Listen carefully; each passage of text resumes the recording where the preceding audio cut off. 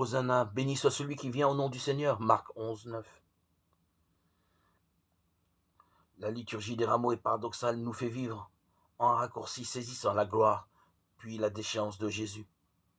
La procession d'entrée de Jésus rappelle l'entrée triomphale à Jérusalem, alors que l'Évangile nous fera revivre la passion.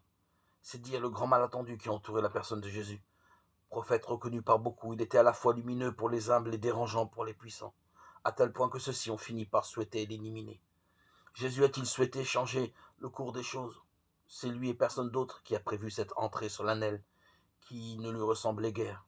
Il avait tout prévu, venant de Jéricho, en arrivant sur la pente du mont des Oliviers. Il avait dit à ses disciples: allez au village qui est en face de vous. Vous trouverez aussitôt une ânesse attachée à son petit avec elle. Détachez-les et amenez-les moi. Si l'on vous dit quelque chose, vous répondrez: le Seigneur en a besoin. Et aussitôt, on les laissera partir. Matthieu 21, 2, 3. Pourquoi Jésus a-t-il choisi ce qui ressemble à une mise en scène? Il n'avait pas l'habitude de se déplacer à dos d'âne, que l'on sache. Pourquoi? Sinon pour rappeler à tous la prophétie de Zacharie, car cette annonce du Messie était dans toutes les mémoires. Exulte de toutes tes forces, fille de Sion. Pousse des cris de joie, fille de Jérusalem.